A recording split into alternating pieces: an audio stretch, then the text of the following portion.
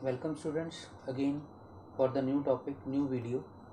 पर उससे पहले पिछली वीडियो में मुझे एक क्वेरी आई थी कि एक क्वेश्चन है बुक के अंदर जिसका आंसर देने में दिक्कत आ रही है या क्लियर नहीं हो रहा है। लेकिन ऐसा होना नहीं चाहिए था क्योंकि जो वीडियो इससे पहले डिस्कस की गई थी उससे पहले पिछली वीडियो से पहले उसमें मैंने उस टॉपिक को डिस्कस किया था। बट फिर भी क्वेरी आई है, मैं उसका जवाब देने जा रहा हूँ। तो सीधा हम पहले क्वेरी पर आएंगे, उसके बाद हम नेक्स्ट टॉपिक पे चले जाएंगे। क्वेरी ये थी कि आपकी बुक का पेज नंबर 10 है, टॉप चैप्टर यही है, लेसन 1 ही चल रहा है, अभी नया नहीं शुरू हुआ। पेज नंबर 10 ब्लू क्वेश्चंस, उसमें एक क्वेश्चन है, ए solution of a substance x is used for white washing. एक सब्सटेंस एक्स है जिसका नाम नहीं मालूम है, उसको वाइट वॉशिंग के लिए यूज़ किया जाता है। याद कीजिए मैंने वाइट वॉशिंग, कली, चूना, ऐसी कुछ बातें की थी। रिमाइंड, अपने दिमाग के चक्कर को रिवाइंड करो, ठीक है। तो इस क्वेश्चन को यहाँ आंसर समझने के साथ साथ एक बार उस वीडियो को रिव्यू ज़रूर मारना, देखना, उसमें मैंने आपको ये टॉपिक बताए थे, ठीक है। तो वाइट वॉशिंग पे कंसंट्रेट करो कि वाइट वॉशिंग, कली वगैरह करने के लिए किसका इस्तेमाल बताया गया था, चूने का। तो उसने पूछा उस सब्सटेंस का नाम बताइए, ठीक है। तो उस सब्सटेंस एक्स का नाम जो है वो हिंदी में क्या था, बिना बुझा हुआ चूना, इंग्लिश में कैल्शियम ऑक्साइड, ठीक है। लेकिन उसने साथ में ये भी कहा है name the substance and right formula, उसका फॉर्मूला भी लिखिए।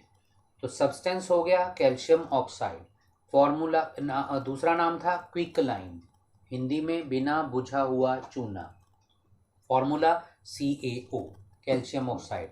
साथ में उसने कहा है सेकंड पार्ट में right the reaction of x with water, यानी कि इस एक्स सब्सटेंस का नाम जो आपने ऊपर बताया है, इसको वाटर के साथ अगर रिएक्ट कराएं तो क्या रिएक्शन होगा। याद कीजिए ये रिएक्शन करी थी मैंने, सीधा रिएक्शन हेडिंग, आंसर आपको इस ढंग से ही देना है। सब्सटेंस एक्स का नाम ऐसे बताओ हेडिंग बनाकर, उसके बाद फॉर्मूला लिखिए उसका अलग से, मिक्स एक ही लाइन में नहीं सारा कुछ कर देना, ठीक है, जैसे गाइडों में किया होता है। सेकंड पार्ट का आंसर अलग से हेडिंग बनाओ रिएक्शन, और रिएक्शन हेडिंग बनाने के बाद ये रिएक्शन हमने की थी ये यहाँ दे देनी है इसके नीचे, ठीक है। रिएक्शन तो आपने पहले भी पढ़ी हुई है, मैंने दोबारा कुछ खास क्लियर नहीं करना। कैल्शियम ऑक्साइड है क्विक लाइम, इसको सॉलिड शक्ल में लिया गया यानी चूना। इसने यही पूछा कि सब्सटेंस एक्स की पानी के साथ रिएक्शन कराइए, पानी हमने साथ में ले लिया है, तो जो इन दोनों को मिलाने के बाद बनेगा वो कैल्शियम हाइड्रोक्साइड बनेगा, यानी दूसरा नाम है स्लेक्ड लाइम। और वैसे इन दोनों को मिला के जो सोल्यूशन बना था यही कली करने के लिए यूज़ किया जाता है। बस सवाल ये है कि क्या ये लिखना था यहाँ पर,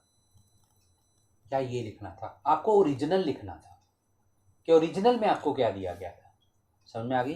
तो इस क्वेश्चन का आंसर इस ढंग से दिया जाएगा। अब हम अपने नेक्स्ट टाइप को डिस्कस करेंगे क्योंकि हम टाइप्स पे कंसंट्रेट कर रहे थे। हमने पहले की थी कॉम्बिनेशन रिएक्शन यानी संयोजन अभिक्रिया, जिसके अंदर हमने दो रिएक्टेंट लिए थे और एक सिंगल प्रोडक्ट बनता था, ठीक है। और उसके बाद हमने दूसरी टाइप डिस्कस करी थी जिसकी 3-4 एक्टिविटीज़ थी, और वो थी डीकम्पोजिशन रिएक्शन यानी वियोजन अभिक्रिया यानी विघटन अभिक्रिया यानी अपघटन अभिक्रिया। तो इसमें भी हमने 3-4 एग्जाम्पल्स को या एक्टिविटीज़ को डिस्कस किया था। एक हमारी लेड नाइट्रेट की थी, एक हमारी इलेक्ट्रोलिसिस ऑफ वाटर की थी, पानी का विद्युत अपघटन था, एक हमारी सिल्वर क्लोराइड की थी जो सनलाइट की रोशनी में हमने करी थी, ठीक है। और एक मैंने कहा था एक अलग से एक्टिविटी दी हुई है जिसका बुक में डिटेल नहीं है, वो भी मैंने बोर्ड पे लिख दी थी। वो 4 एक्टिविटीज़ उसके साथ डिस्कस हुई थी पिछली वीडियोज़ में। तो वो टाइप वहाँ ख़त्म हो गई थी। अब हम तीसरी टाइप की तरफ बढ़ेंगे जिसका नाम डिस्प्लेसमेंट रिएक्शन होगा, विस्थापन अभिक्रिया। आज उसके बारे में हम अभी बात करने जा रहे हैं। तो टाइप 3 डिस्प्लेसमेंट रिएक्शन हमारा थर्ड टाइप्स ऑफ रिएक्शन का। हिंदी में इसको विस्थापन अभिक्रिया बोलना है। विस्थापन का मतलब है किसी चीज़ की जगह बदले, विस्थापन, ठीक है। आपको 2 रिएक्टेंट दिए जाएंगे, 2 ही प्रोडक्ट बनेंगे। 2 रिएक्टेंट जो मैंने आपको दिए, 2 अभिकारक, वो आपस में कुछ अदल बदल करेंगे और 2 उत्पाद नए रेडी हो जाएंगे। इस रिएक्शन में बेसिकली क्या होगा, 2 रिएक्टेंट के बीच में प्लस होगा और वो 2 रिएक्टेंट आपस में अदल बदल कुछ करेंगे और एक नया 2 नए प्रोडक्ट रेडी हो जाएंगे। लेकिन अदल बदल सिर्फ एक साइड से होगा, दूसरी साइड से नहीं होगा। यानी कि जो 2 रिएक्टेंट मैं आपको दूंगा उसमें किसी एक में से अदल बदल होगा, दोनों तरफ से नहीं होगा। कहने का मतलब अगर मैंने 1 दिया और 2 दिया तो या ये इसमें अदल बदल करेगा या ये इसमें अदल बदल करेगा, लेकिन एक ही बार होगा, इसलिए इसका नाम है डिस्प्लेसमेंट रिएक्शन।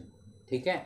मोर रिएक्टिव एलिमेंट, जो ज़्यादा ताकतवर होगा, जैसे आप क्लास में नहीं करते, बच्चे आपस में सीट नहीं बदल लेते, 2 बच्चे मैंने बैठाए हुए हैं, एक इस सीट पर एक इस सीट पर, इस वाले में थोड़ी ताकत ज़्यादा थी, उसको तंग करने के लहजे से उसने उसको कहा चलो उठ यहाँ दे, और वो डर के निकल गया वहाँ से और उसकी जगह उस बच्चे ने ले ली। लेकिन वो जो निकल गया उसने वापस से आके अपनी जगह नहीं ली। ठीक है। तो एक ही बार में हुआ ना, जो भी हुआ, स्थान बदल हुआ, इस तरह इसको बोलते हैं डिस्प्लेसमेंट रिएक्शन। तो इसमें जो ज़्यादा ताकतवर होगा वो कम ताकतवर वाले को उसकी जगह से हिलाकर उसकी जगह खुद बैठ जाएगा, इसको बोलते हैं डिस्प्लेसमेंट रिएक्शन। मोर रिएक्टिव एलिमेंट, ज्यादा अभिक्रिया या ताकतवर एलिमेंट क्रिया करने वाला जो तत्व होगा, डिस्प्लेसेस, जगह बदल देगा, लेस रिएक्टिव एलिमेंट, जो कम ताकतवर एलिमेंट होगा, जो कम क्रियाशील एलिमेंट होगा, उसकी जगह ले लेगा ज्यादा क्रियाशील तत्व। ज्यादा क्रियाशील एलिमेंट जो है वो जगह बदल देगा और उसकी जगह खुद चला जाएगा, कम क्रियाशील तत्व को वहां से निकाल देगा। इसको बोलते हैं डिस्प्लेसमेंट रिएक्शन। एक्टिविटी 1.9 आपकी बुक में इसी से रिलेटेड है, तो एक्टिविटी 1.9 को अभी डिस्कस करने जा रहे हैं हम। इस तरह के कुछ डायग्राम्स आपको आपकी बुक में नजर आएंगे बने हुए, ये नज़र आएगा, इस तरह का है, इस तरह का है, क्योंकि मेरे पास प्रॉपर वो कलर्स नहीं हैं जो मैंने यूज़ नहीं किए, लेकिन फिर भी मैं कोशिश करूंगा कि आपको समझा दूं। आप इन कलर्स पर मत चले जाना कि ये कलर जो हैं शायद ऐसे ही लिखने थे या ऐसे ही, आपने वहाँ कलर का कुछ नहीं करना, आपको कलर्स का पता होना चाहिए बस। ठीक है। क्योंकि जो मैं यहाँ चीज़ें आपको दूंगा वो आपके 2 रिएक्टेंट होंगे, तो उनके थोड़े कलर पता होने चाहिए। ठीक है। एक्टिविटी 1.9 में एक इस तरह का डायग्राम है जिसके ऊपर मैंने जो आपको पीडीएफ लिंक नीचे डालेंगे हम, उसमें मैंने ए और बी मार्क कर दिया है, बुक के अंदर ए और बी मार्क्ड नहीं था। ठीक है। एक परख नलियां 2 लेनी है, टेस्ट ट्यूब्स, एक के ऊपर ए एक के ऊपर बी, ये आपको हाईलाइटेड पोर्शन में या डायग्राम में मेरा लिखा हुआ मिल जाएगा। पहले वाली ट्यूब के अंदर हमने कॉपर सल्फेट का सॉल्यूशन लेना, यानी घोल लेना, और उसका कलर होगा ब्लूइश कलर, यानी ब्लू से कलर में होगा, पूरा ब्लू नहीं होता, डार्क ब्लू नहीं होता, थोड़ा सा ग्रीन लिए होता है। ठीक है। इसके बाद ये मैंने इसलिए मिक्स करके बनाया, लेकिन असल में ये ना ब्लू है ना ग्रीन है, ये मैंने मिक्स सा किया हुआ ताकि आपको ये ना लगे कि इधर भी वही रंग था। इस तरह बी वाली टेस्ट ट्यूब में हमने वो वाली टेस्ट ट्यूब रखी है जो रिएक्शन के बाद कलर बदला। बात समझ में आ गई। ए टेस्ट ट्यूब में वो कलर लिया है जो पहले ओरिजिनल में था, यानी 2 रिएक्टेंट में से एक रिएक्टेंट यहां है, कौन सा, कॉपर सल्फेट सॉल्यूशन। ये कौन सी टेस्ट ट्यूब है फिर, ये टेस्ट ट्यूब पहले खाली थी। इस टेस्ट ट्यूब में वो कलर आएगा जो रिएक्शन के बाद बदल जाएगा। तो अभी इस पे गौर नहीं करना, सिर्फ इस पे गौर करें। ठीक है। अब बात आती है यहां, अब यहां से एक्सपेरिमेंट स्टार्ट होगा एक्टिविटी 1.9 का। ये ले ली टेस्ट ट्यूब, ये मैंने ऊपर बी लिख रखा है, मैंने इसलिए बी लिख रखा है क्योंकि इसमें जो पहले सॉल्यूशन लिया गया था वो ए वाला ही था, वो ए वाला ही था, यानी ये ए टेस्ट ट्यूब भी ली हुई है पर इसके अंदर रिएक्शन बी वाला दिखाया जा रहा है, इसलिए मैंने इसके ऊपर बी लिख दिया। बात समझ में आ गई। आप चाहो तो इसको ये समझ सकते हो कि चलो यही ए है यही बी है, मतलब ये पहले ए थी, ये पहले ए थी, ये बाद में बी बन गई। समझे। ए क्या थी, ये रहा कॉपर सल्फेट सॉल्यूशन, ये लिखा मैंने कॉपर सल्फेट, ये इसके बीच में जो मैंने ग्रीन कलर का दिखाया वाटर सा, ये कॉपर सल्फेट का घोल है। इसके बीच में धागे की सहायता से 2 कीलें लटकाई गई हैं, आयरन नेल्स। आपकी बुक में 3 कहा गया कीलें लेने के लिए, तीसरी कील हमने यहाँ यूज नहीं की, वो अलग रखी है, ओरिजिनल 2 यूज की। ठीक है। 2 कीलें इसमें लटका दी, वैसे जरूरी नहीं है 3 कीलें लेना, आप 2 से भी काम चला सकते हैं, एक को अलग रख लो, एक लटका दो। मैंने पूरा बुक वाला फॉर्मेट उठाया ताकि आपको ये ना लगे वहां क्या था और यहाँ क्या है। ठीक है। कीलें तो 2 भी बहुत हैं, एक अलग रख दो, उसको यूज नहीं करना, उससे कंपैरिजन करेंगे, और एक को बीच में लटका दो।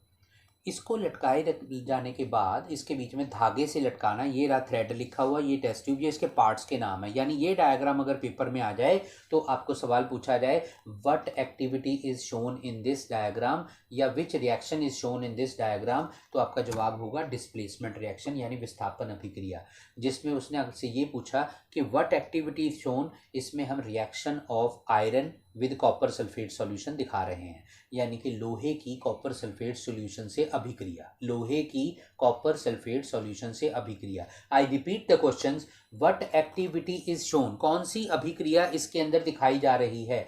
Reaction of iron nail with copper sulphate solution, reaction of iron nail with copper sulphate solution, यानी लोहे की कील की कॉपर सल्फेट घोल के साथ अभिक्रिया। हिंदी में ऐसे, which type of reaction is shown, कौन सी प्रकार की क्रिया यहां दिखाई गई है? डिस्प्लेसमेंट रिएक्शन, यानी कि विस्थापन अभिक्रिया। दोनों क्वेश्चंस के आंसर हो गए। अब हम आगे बढ़ते हैं, ठीक है। बाकी के ये पार्ट्स आपको याद करने हैं अभी, ये तो मैं हर बार बोलता हूं। अब बात आती है कि ये पहले ए थी, यानी ये वाली थी, जिसमें ये वाला घोल था कॉपर सल्फेट, हमने कीले लटका दी, मैंने नीचे बी लिखा है, यानी कि अब क्रिया होने के बाद ये कलर आएगा। कौन सा कलर? ये कोई कलर नहीं है, ये मैंने वैसे ही बनाया है, मैंने नीचे लिखा है कलर फेड्स अवे, यानी बिल्कुल हल्का पड़ जाएगा, खत्म नहीं हो जाएगा, ब्लू कलर हल्का पड़ जाएगा। तो जो ब्लू कलर हल्का पड़ेगा वो किस में जाएगा? लाइट ग्रीन से कलर में, बिल्कुल हल्का हरा सा कलर। समझ में आ गई? तो इसका अगला सवाल है कि after reaction what colour you get, after reaction what colour is changed. तो colour fades away after reaction, reaction के बाद आपका कलर जो है वो हल्का पड़ जाएगा। पहले कौन सा था? ब्लू, बाद में कौन सा हुआ? Colour faded away, green colour, light green, not green, light green colour, ठीक है। इसको कितनी देर रखना है कीलों को बीच में? डाउन अबाउट 20 मिनट्स, 20 मिनट उसके बीच में लटका के रखिए, कम से कम 20 मिनट, ज्यादा हो जाए कोई बात नहीं, ठीक है। उस 20 मिनट के बाद हम कीलों को निकाल लेंगे। After 20 minutes we will take out the iron nails. फिर किससे कंपेयर करना है? जो एक अलग रखी थी ना उसके साथ, जो आपने यूज ही नहीं करी, ठीक है, वो मैंने यहां दिखाई है। आपकी बुक में इसके आसपास एक बॉक्स बना हुआ है, ऐसे करके बॉक्स बना हुआ है, ठीक है। तो वो तो वैसी बुक में प्रिंटिंग के हिसाब से बना हुआ है, ये तो मैंने टेबल पे रखी हुई है, मतलब मेरे टेबल पे पड़ी है कील। जो अलग थी उस कील का जो रंग था असली, और जो मैंने इसके बीच में से निकाली उस कील का रंग, दोनों में फर्क आएगा। जो कील मैंने निकाली है वो ये, और जो असली थी वो ये, ठीक है। निकाली है उसका मैंने थोड़ा सा रेडिश सा ब्लैकिश सा रंग बीच में बनाया, असल में ये कलर नहीं है, इसका रंग जो आएगा वो ब्राउन आएगा। कौन सा कलर आएगा? Brownish colour. इसका मतलब जो कील आपने बीच में रखी नहीं थी, जो अलग रखी थी, वो तो ओरिजिनल कलर, आपने कीलें देखी हुई है सबने, ठीक है। लेकिन जो कील आपने बीच में से निकाली उसका कलर क्या था? Brownish colour. उसका कलर क्या था? Brownish colour. रंग बदला, कील का रंग भी बदला, जो आपने घोल लिया था, सॉल्यूशन लिया था, उसका भी रंग बदला। बात समझ में आ गई? इसका मतलब कील लोहे की और जो आपने घोल लिया वो कॉपर सल्फेट का, दोनों में कुछ तो फेरबदल हुआ है जिससे कील का भी रंग बदला और घोल का भी रंग बदला। बात समझ में आ गई? तो किसने किसको छेड़ा या किसने किसको हिलाया, अब सिर्फ वो समझना बाकी रह गया। यहां आ जाइए, ये रहा लोहा, Fe। याद करिए पिछली वीडियोस में भी कहीं आया है, जहां पर हमने एक क्रिया की थी, फेरस सल्फेट के क्रिस्टल लिए थे। मैंने बोला था फेरस लोहे को बोलते हैं, सिंबल Fe। तो Fe आयरन का सिंबल है। मैंने क्या लिया था? ये किस शक्ल में लिया मैंने? कील की शक्ल में, आयरन नेल, ठीक है। और ये सॉलिड ही होगी, नेचुरली सॉलिड है। जो मैंने घोल लिया वो कौन सा लिया? कॉपर सल्फेट, जिसका खुद का कलर क्या था? ब्लू।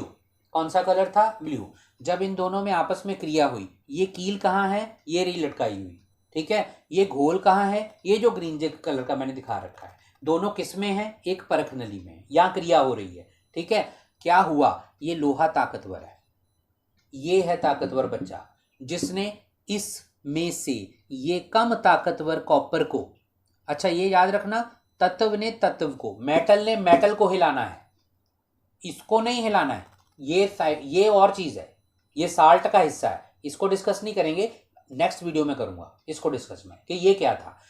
इस तत्व ने इस तत्व को हिलाना है। मैंने लिखा मोर रिएक्टिव एलिमेंट, यहां पर गौर करना है, इसको बोल रहा हूं तत्व, समझे। मोर रिएक्टिव एलिमेंट डिस्प्लेसेस, हिलाएगा, लेस रिएक्टिव एलिमेंट को, यानी कम ताकतवर या कम क्रियाशील तत्व को। लोहा ज्यादा क्रियाशील है, कॉपर कम क्रियाशील है, तो कॉपर सल्फेट के घोल में से कॉपर को अलग कर दिया। कैसे और कहां ये भी बताऊंगा। लोहा इसके साथ लग गया, ये बन गया, देखो ये इसकी जगह ले गया, ये अलग हो गया ना अलग अलग, ठीक है, तो किसी एक ने बदली है ना जगह, मतलब इसने इसमें से एक हिला लिया, ऐसा नहीं हुआ कि दोनों की जगह अदल बदल हो गई है, नो, एक, ठीक है, इस तरफ अकेला तत्व है, उस तरफ क्या है, कंपाउंड यौगिक, ठीक है, मैंने लिखा है मोर reactive element displaces less reactive element from its compound, यानी कि लेस रिएक्टिव एलिमेंट जिस कंपाउंड में है उसको वहां से निकालकर उसकी जगह एक ताकतवर तत्व ने ले ली, तो एक ही बार हुआ जो हुआ, ठीक है, ये अकेला और ये पूरा यौगिक, तो दोनों में रिएक्शन समझ में आ गई। अब बात आती है, ये तो कागज पे लिख लिया, बोर्ड पे लिख लिया, वो जो कलर्स की बात हुई थी उसका पता कहाँ से चला। देखो कॉपर का जो कलर होता है ना वो ब्राउनिश सा होता है, रेडिश ब्राउन सा, कॉपर का कलर आपने देखा कभी, कॉपर की तार देखी है, थोड़ा सा ब्राउनिश कलर होता है, देखा ना आपने, वो ब्राउनिश कलर कील के ऊपर नहीं आ गया, मैंने यहां बोला नहीं ब्राउनिश कलर की होगी कील, इसका मतलब कील जो असली थी उसके ऊपर ब्राउन रंग लग गया, चिपक गया, वो किसकी वजह से चिपका, कॉपर की वजह से, कॉपर कहाँ चिपक गया, कील पर, तो कील का जो लोहा था वो कहीं बीच में मिक्स हुआ होगा, किसके, उस घोल के जो यहां लिया था, उसने घोल के रंग को बदल दिया, क्योंकि लोहे का कुछ हिस्सा जब बीच में मिक्स हुआ तो मिक्स होने के बाद जो असली कलर कॉपर सल्फेट का ब्लू कलर था उसका रंग थोड़ा सा हल्का ग्रीन हो गया। बात समझ में आ गई। लोहे ने कॉपर सल्फेट में से कॉपर को अलग किया और वो कॉपर ब्राउन कलर के रूप में कील पर चिपक गया।